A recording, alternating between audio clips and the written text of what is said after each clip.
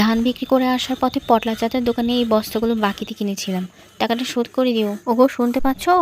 হ্যাঁ, শুনতে পাচ্ছি। ওগুলো নিয়ে তোমাকে ভাবতে হবে না। তাড়াতাড়ি বস্তাগুলো সিলাই করে দাও। সকাল সকাল বের হতে হবে। সকালে কিন্তু দেরি করা যাবে না। আচ্ছা বাবা, ঠিক আছে।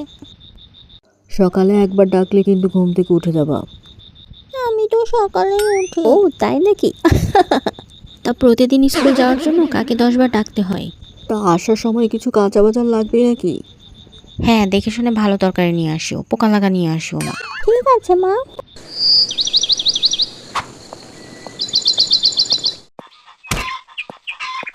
ওগো, ভালো করে হিসাব করে নাও, কয়টা বস্তা নিয়ে যাচ্ছ দেখো, যে আবার ভুলে যেও না। ঠিক আছে মা। তুমি তোমার বাবার কাছাকাছি থাকবা, দূরে কোথাও যাবা না কিন্তু। আচ্ছা, আসি তাহলে। এই ডাহিন ডাহিন ডাহিন, এ বাহা বাহা বাহা, এই যা যা যা, এই যা যা, যা। এখানে 10 বস্তা ধান আছে। ধান দেখা তো ভালোই আমি লাগছে। কি কোনোদিন আপনাকে খারাপ ধান দিয়েছি বলতে পারবেন? সেই জন্যই তো তোমার আমি এত পছন্দ করি। তাহলে মেপে দেখেন।